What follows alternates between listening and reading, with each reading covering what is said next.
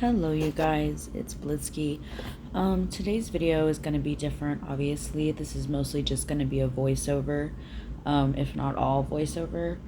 To be honest with you, I got a job recently, and I've just been busier and more tired and haven't felt like recording.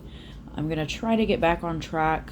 I wanted to make a video sooner about all of this situation, but so much came out so quickly.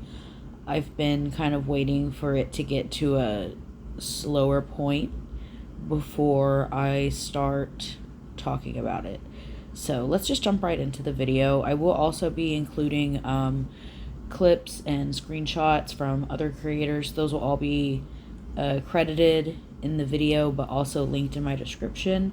I don't think I'm going to show much, if any, footage from Emily Artfuls' video because I think everyone needs to go watch it for themselves. I understand it's 2 hours long.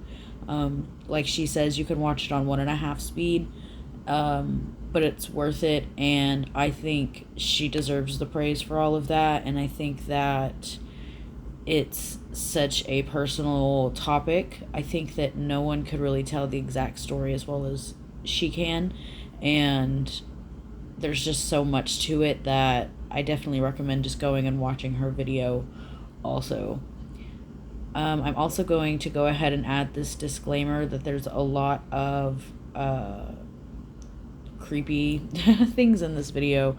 A lot of harassment, stalking, mentioning, just all kinds of random things that could be potentially harmful for you. So keep that in mind. I also want to say all of this is alleged because we don't have proof. Editing me to add that we don't have any specific proof. It's all coincidental. Nothing concrete, and there's nothing that tells us 100% that any of this was, in fact, Shannon or CreepshowArt. So with all of that said, please like this video. Let me know what you think about it. If there's anything that I've missed or any big pieces of information that I forgot about, definitely talk about it in the comments below, and I will go through that because I have a feeling lots more will come out, and that there could be an update video to this eventually. So let's get into it now. CreepshowArt, aka Shannon, as I will be calling her in this video just for ease of speaking.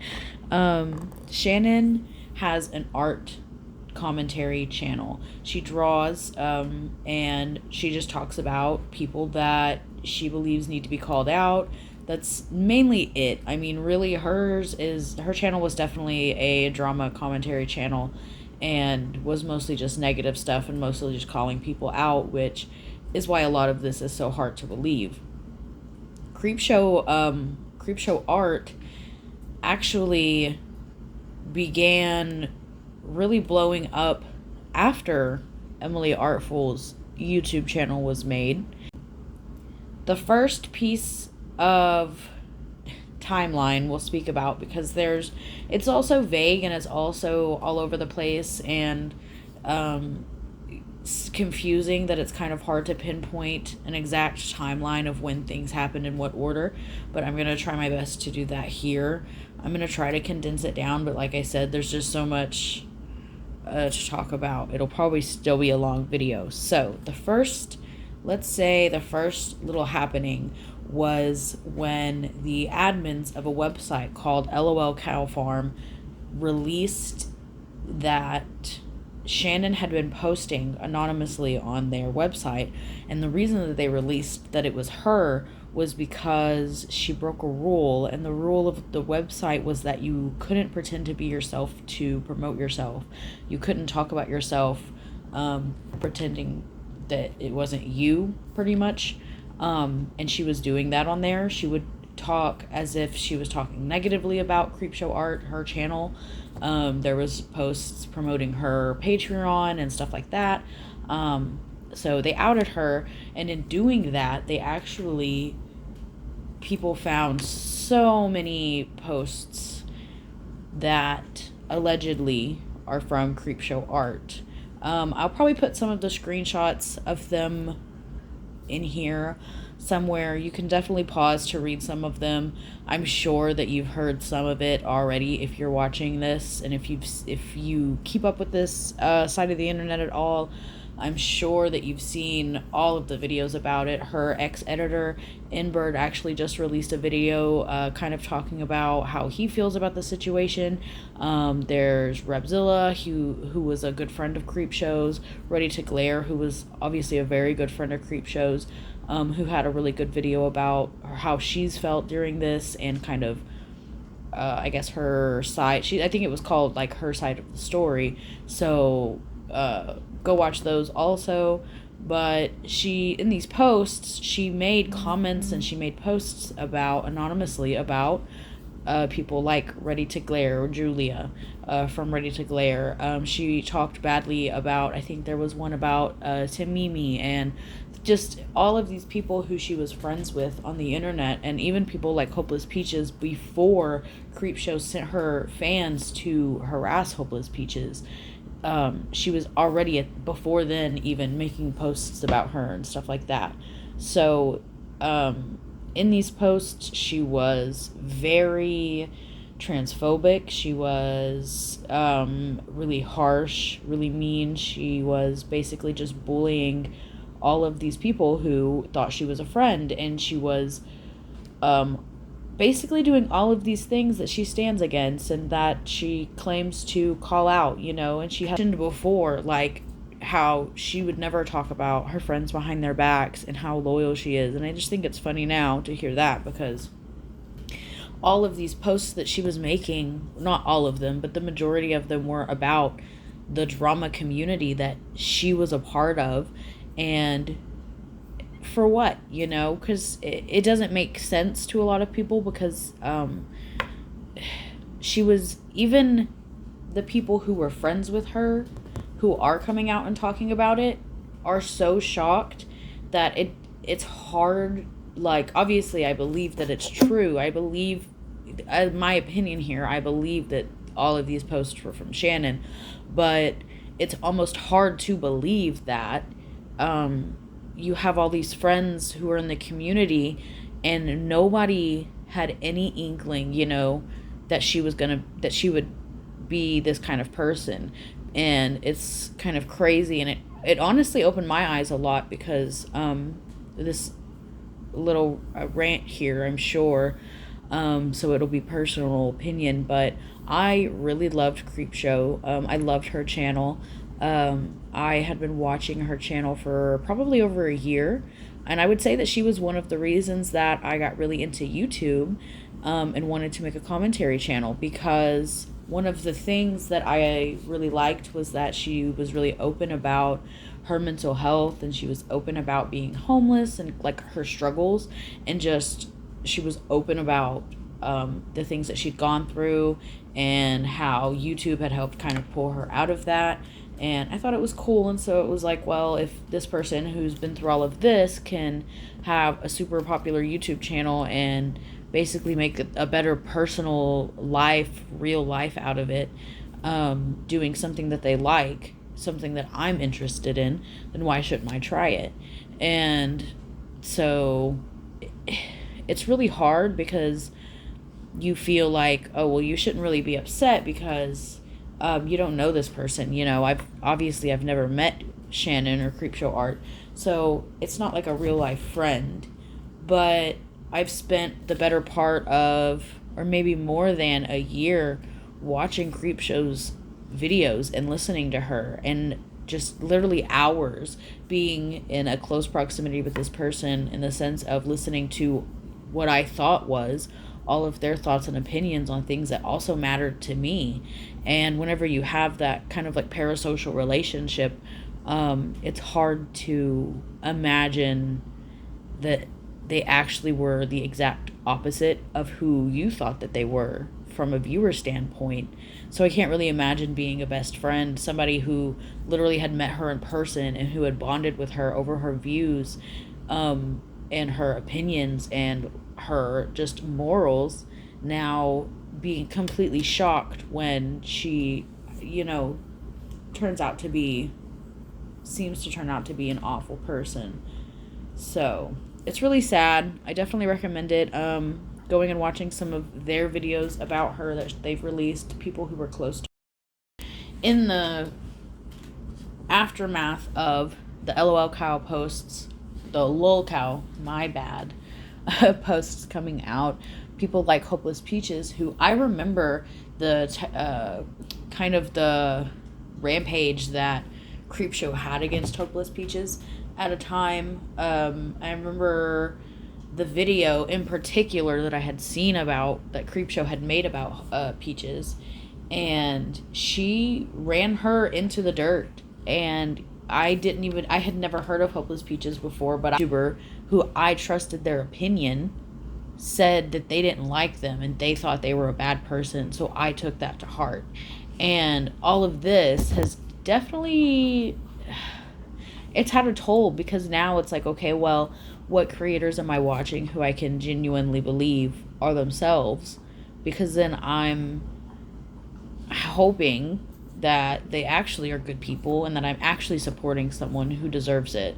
And after all of this has come out, and I watched Hopeless Peaches' video actually, about the situation and how they felt. Another creator, Hope, her name was Hope. I'll have to look that up. Also, were somebody that Shannon had a big issue with and basically got them canceled, and I watched their video about it, and I've just been really trying to hear so many different sides, because I haven't heard a positive side yet, and I don't think there's anyone left who is going to be feeling like positively in Shannon's favor anymore. So with all of that said, I would like to get into some of the posts, some of the specifications of the posts, which are the only type of evidence that we have. For this one, a lot of this is definitely coincidental, basically. There's nothing that we can 100% say. Like, we don't have her confessing to this.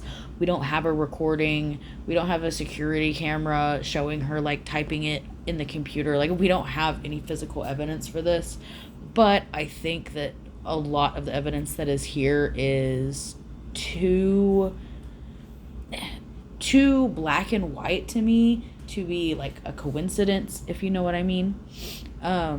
So firstly, the lolcow posts were made over the course of, I believe it was 3 years, from 2017 to 2019, but I will have to double check that.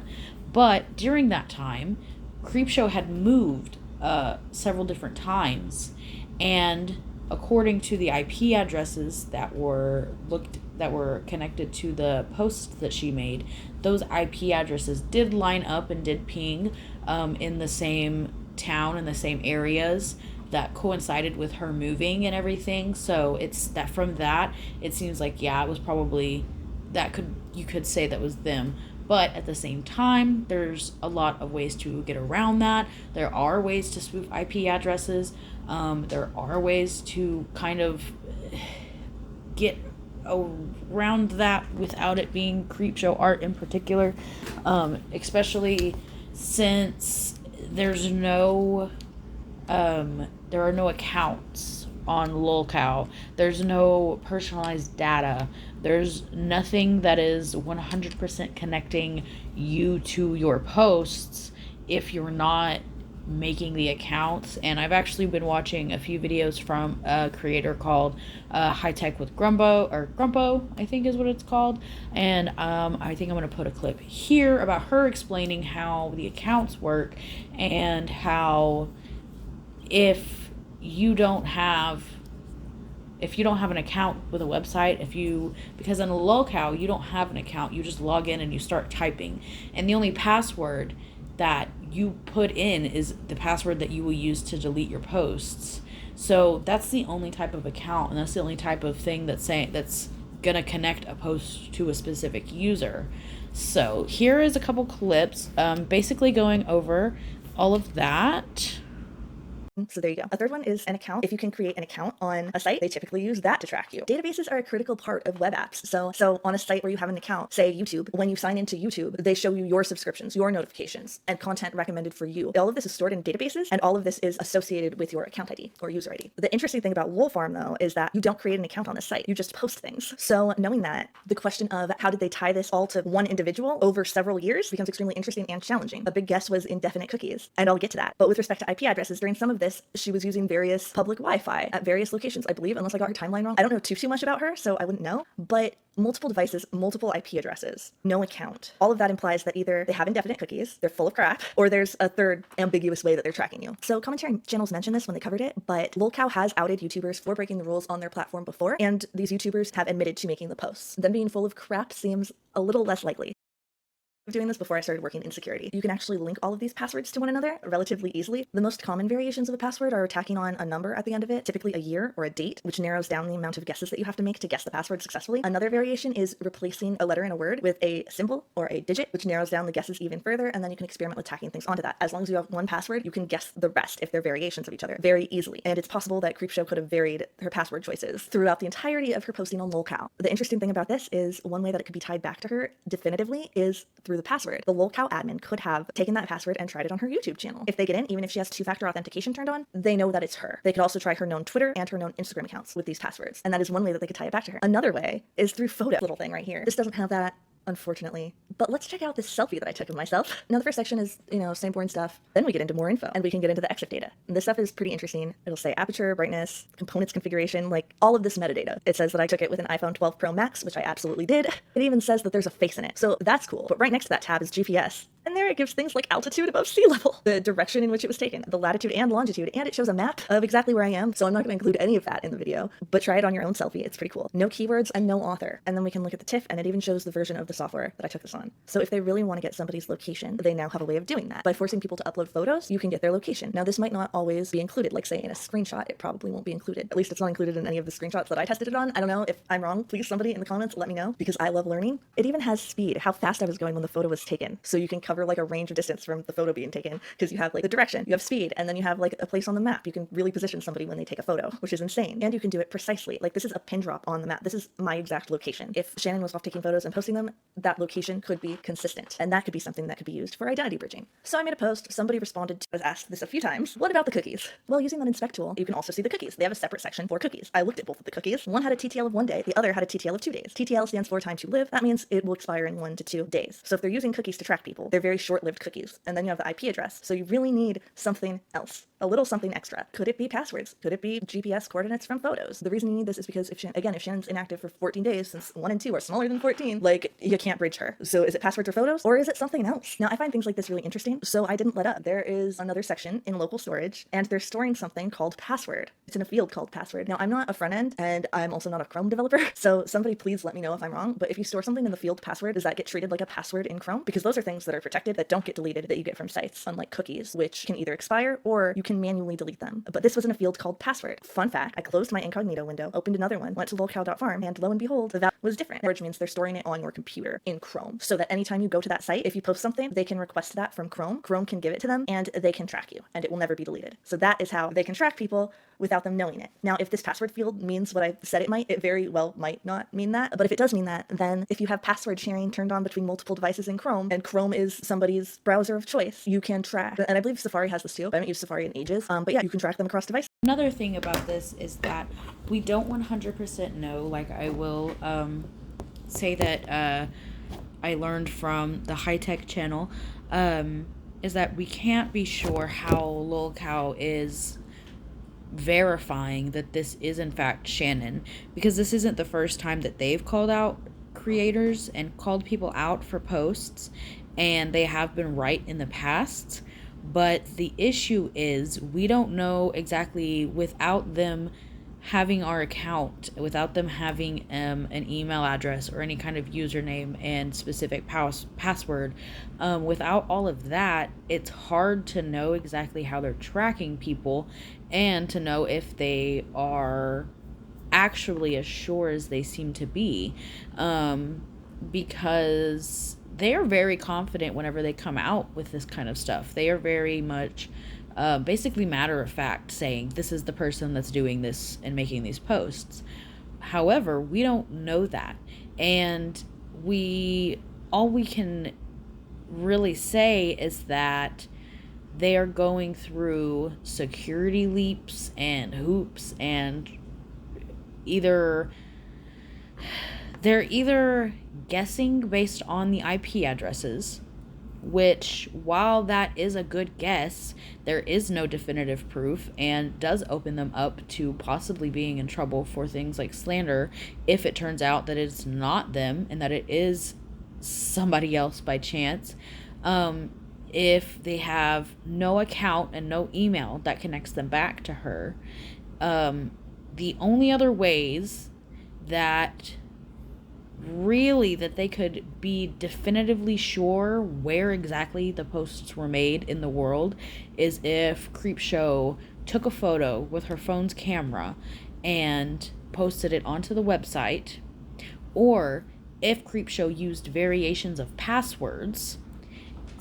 A lot of people do this. So you'll have your passwords for all of your different accounts, and basically they're the same word or the same couple of words or the same name, and then the same few numbers, the same date, the same exclamation hashtag, whatever, depending on, the different websites and everything.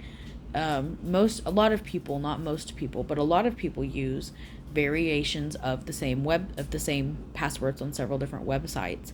And one way to verify somebody's identity online is to compare passwords to each other.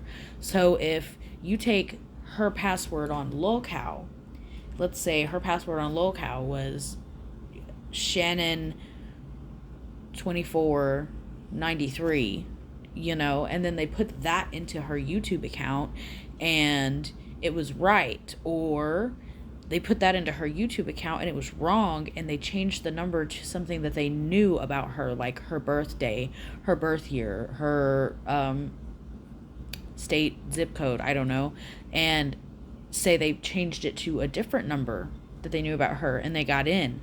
That is a way that they can 100% say this was CreepshowArt, is by using those passwords and trying out different variants of it and seeing if they get in. High Tech with Grumpo also talked about this, and I watched her talk about this. I watched a couple other people talk about how IP addresses can work and how it's not always an exact location, about how IP address spoofing is very possible, but how it is very unlikely to spoof, tons and tons and tons of posts basically over several different years, because you would have to be constantly you would have to have someone basically 24/7 be tracking them to get their IP and constantly phishing them, basically where you send somebody a link and they click on it and it shows you that their IP address. So someone would be constantly having to be doing things like that to Shannon for her to be spoofed. The reason I'm talking about this, now that we've talked about the lolcow, now that we've talked about the posts and the problematicness, now that you are fresh in your brain and you know how accounts work and how identity verification works, and a little bit about the IP spoofing, and know how difficult that is to do, we'll talk about Shannon's community post. This community post is very long. I will post a screenshot of it. I'll probably post it cut up into a couple screenshots so that you can hopefully see it more clearly and you can pause to read it. A lot of people have already read it out loud. Tons of people have put it in their videos. Lots of people have shared it. As far as I know, when I was recording this post was still up on her community tab, but the rest of her posts were deleted because she claims that a few days before all this came out, she was hacked. But all the hacker did was disable her community tab and change her profile picture to a glitch pattern. Now, in this post, Shannon is claiming that her stalker, Amy, who she had for over 8 years, is the one who made all of these posts over the course of 3 years and has spoofed her IP address for all of these posts. The thing here is, at this moment, when the community post was made, a lot of people believed her because she was simply just relying on her fans' lack of knowledge in technology. And I mean, I'll be honest, I don't know anything about it. I've learned everything that I know now about it, and about accounts and about data storing and everything like that. I've learned because of this situation and just watching and reading and Googling and just so much different, basically, research to figure out if this was possible, because that was the biggest question, is like, well, is it even possible to do that?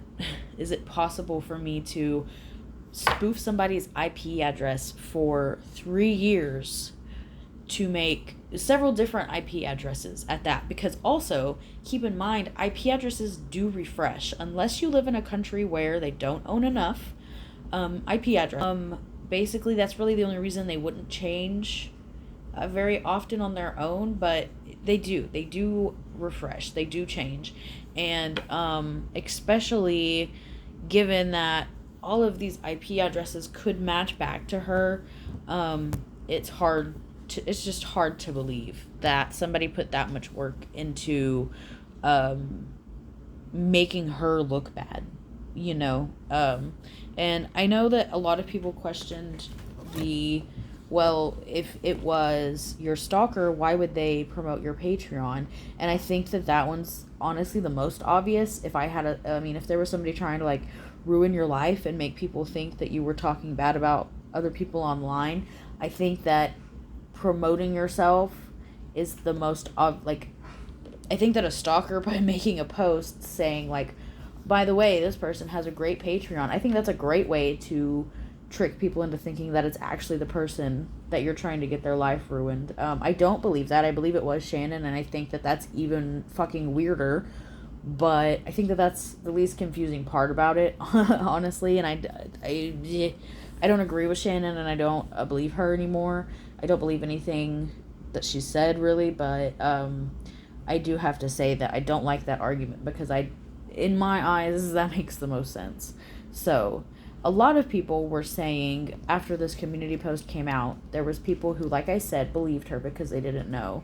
And then there were also people who believed that she had a stalker, and they still believed at that point in time that her stalker, Amy, was real, and that when she had released this video a couple years back about her stalker, Amy, that was a real experience that Shannon had had. And while a lot of people still believed that she had probably had the stalker, a lot of people did not believe that the stalker was responsible for this, if that makes sense. I feel like a lot of people were like, well, she probably did have a stalker, because I don't see her lying about that, because at that time we didn't know how messed up she truly was. So when that post came out, everyone was pretty upset, especially the people who did know how the technology worked and did know how IPs and IP spoofing actually works, and how difficult and how time consuming it really is. Those people for sure were very upset, because it was obvious to them that she was using her audience's just not even lack of intelligence. I guess I would actually rather say just their obliviousness almost to IP addresses, because the average person doesn't know things like that. And the average person, even if you're watching YouTube videos, and even if you're just watching drama channels and you're watching stuff like this go down, you don't know about that kind of thing in general. So she knows that, and she knew when she posted it that there was going to be diehard fans who wanted to believe her and who would defend her because they wanted to believe her. At that point, it was a little bit split still, but people were pretty iffy. And then Emily Artful released her video called CreepshowArt Has Always Been This Way. And a basic bombshell was dropped on the commentary community. In this video, Emily goes over her own timeline and her own kind of little her life story, I would say, over the last decade. and talks about how she had dependency issues, and she had substance abuse issues, and she was in an abusive relationship with a guy named Anthony, and that Anthony was awful for her, but they kept getting back together and they were very codependent, and it was a very, very, very toxic and abusive relationship. And she spoke about how Anthony worked with a girl named Shannon, CreepshowArt Shannon. So she had met Shannon in person a couple times just because of his job and everything. And she says the first issue that she can really think of that would have stemmed between her and Shannon was Emily admits that at that time she was very much a pick-me girl. She just wanted guys to like her, and she was very, basically she's just kind of made it seem like she was just a young and kind of bitchy person. And a lot of that, she admitted, stemmed from the abuse that she went through and from the, all the issues that she had gone through in her life. Kind of just turned her into a more defensive, bitchy person. And she said that Anthony, who made music, showed her a song of his that he wanted her to sing on, and she noticed a female's voice on the song, and it was Shannon's. And she mentioned that Shannon's voice was bad, and Emily said that her own voice would be so much better in the song, and he put it in the song. And she plays the clip of the video where she's in the video with him and she's singing and everything. And she says that she really thinks this is kind of the first time that Creepshow, that Shannon and Emily's issues really started. So it made it seem, so what it seems like to me from the timeline being a little bit murky between her relationship ending in Creepshow and Anthony's relationship starting, is that Anthony was most likely cheating on Emily with Creepshow. And when Creepshow and Anthony got together, Creepshow was very much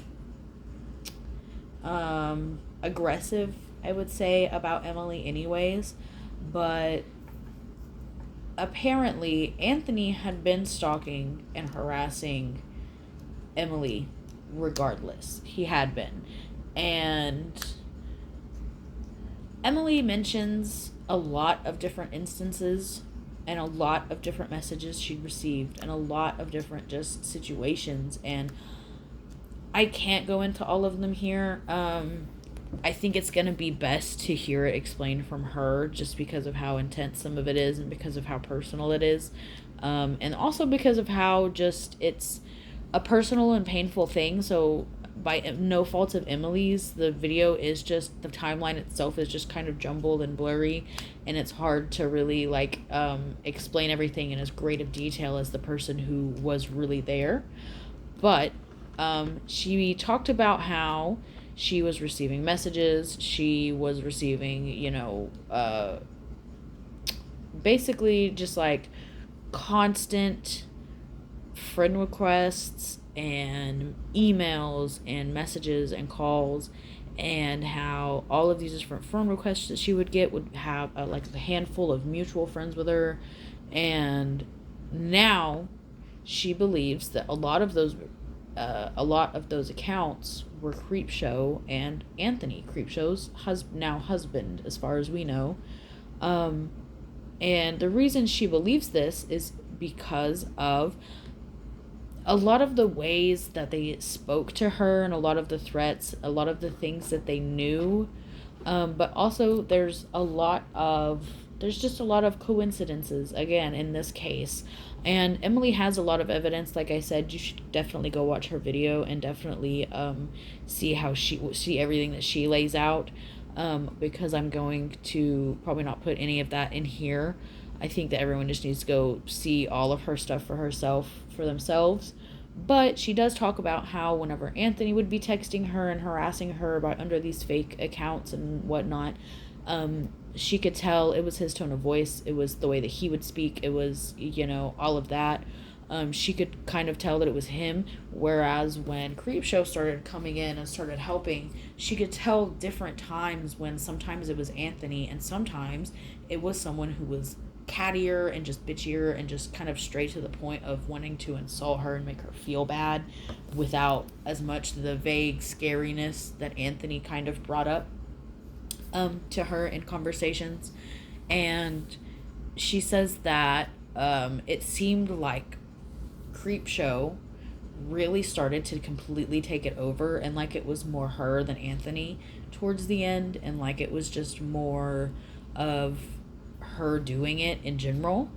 There was a time when Emily reached out to Creepshow and basically just said, "Hey, I think that you and Anthony are stalking me, and I need it to stop." And just kind of let her know exactly how she felt because she really believed it was them by this point. And Creepshow Creepshow's response to Emily's initial message accusing her of harassment was literally neither of us, dude. I don't know about you. If someone texts me and accuses me of harassing them, me and my boyfriend together of harassing and stalking them, I'm going to be much, much, much more emotional than that. And I think that any person would. I honestly. But that was what she said. And then they talked about back and forth for a little bit. It really didn't seem like it went bad. Creepshow actually agreed to Emily, like, we will do like a restraining order if that makes you more comfortable. Like, it's not us, but whatever's willing to make you feel better, like, we're totally fine with it. And that restraining order never went through. But after that conversation, Emily says that the harassment had slowed down and or stopped. And I will say that some of the harassment was, I don't want to say light because no harassment is light at all. But the more serious things are very much so criminal. Things such as them breaking into her old Facebook account and getting nude images of Emily when she was underage in several of them and holding those over her head. Sending nude photos to her employers, I think on at least one occasion, but I think it was two different occasions, and threatening it basically anytime they found out where she worked. Just so many different things like that that genuinely do not line up at all with the person that Creepshow claimed to be. And it's really shocking. In that video, though everything was alleged and though all of the evidence was completely coincidental, it was very damning because you have so many different things lining up. And it was like you would hear I would hear Emily talk about these things, and then I remember this video of Shannon talking about something so similar, and just it clicking that she took bits and pieces of what she was doing to Emily and said that her own stalker, Amy, was doing those same things to her. She was taking bits and pieces of things that she was doing to Emily and making videos about other people doing it to her. Like, it's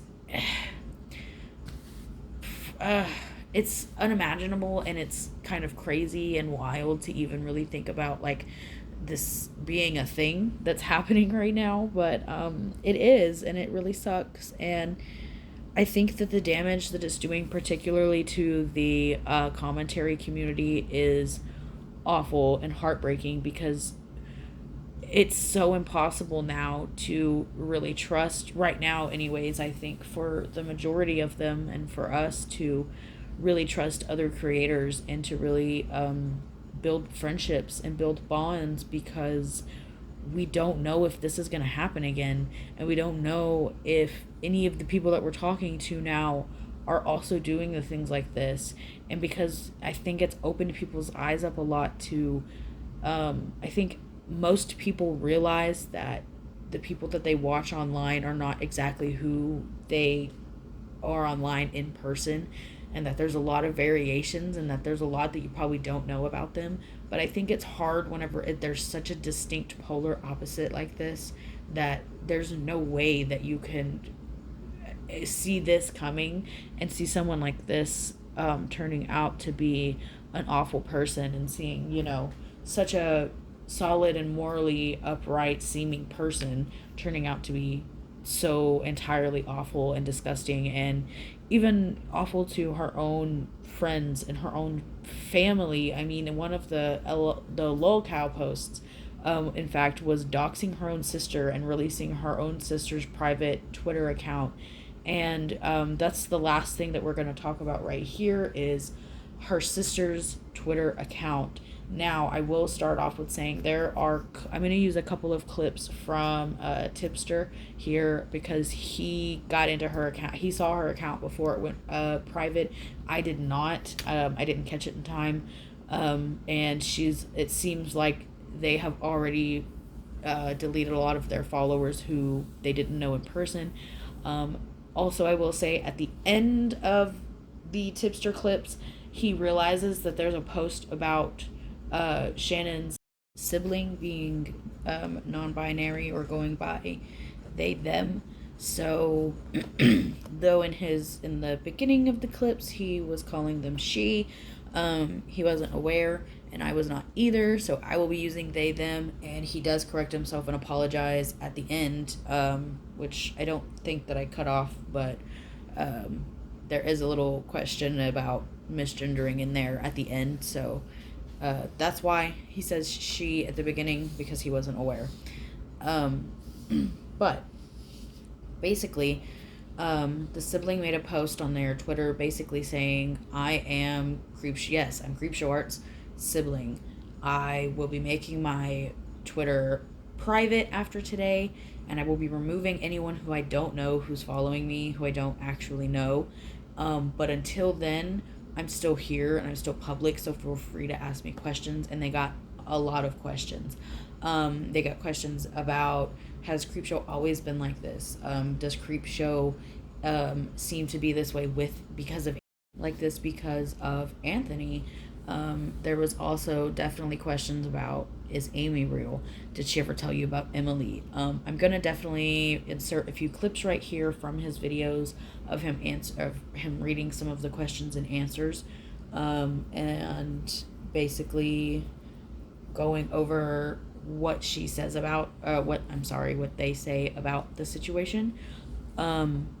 However, again, there was a lot more questions that I didn't clip, just because it was a longer video. I'm not going to put somebody's entire video in mine, but I will link this video in my description, and I will give his credit on the screen, and you should definitely go watch it also to see all of the other questions that they had asked the sibling, because the sibling's Twitter is now private, and it looks like they only have, I think, 190 followers at this time, so they probably had booted off a lot of the people who they didn't know in person who had followed them through this. So here are those clips. People about what she was doing, or were other people aware of what she was doing? We do know that this person who claims to be an old buddy of hers from school, that he claims, or they claim rather, that there were conversations that were happening where they were aware of what was going on, right?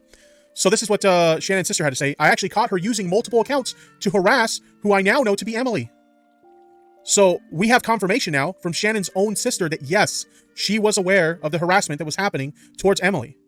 I don't remember the year this happened. I just know I saw that she had multiple accounts messaging cruel things plus kind things to someone. When I asked her about it, she said, she told me it was Anthony's ex. So going to the next bit here. Did she do something similar to you before they turned their sights on Emily? Hope you're doing well. She says, Shannon and Anthony have made innumerable sock puppet accounts / catfishes to harass me and or befriend me since 2015. So Shannon and her husband were harassing her own sister. Did she do something similar to you before they turned their sights on Emily? Hope you're doing well.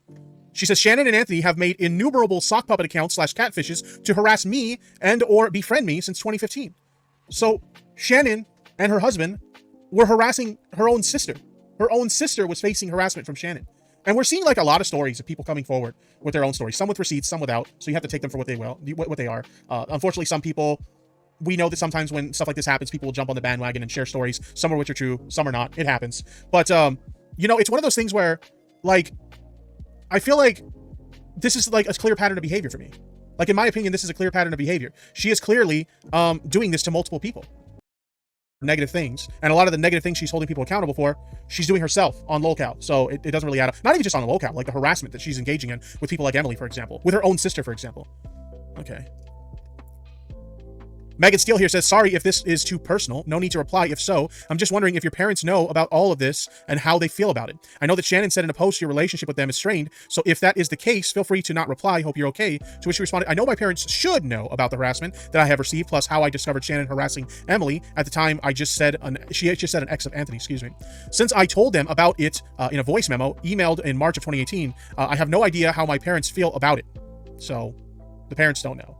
Somebody asked if their parents were aware of it, and she said,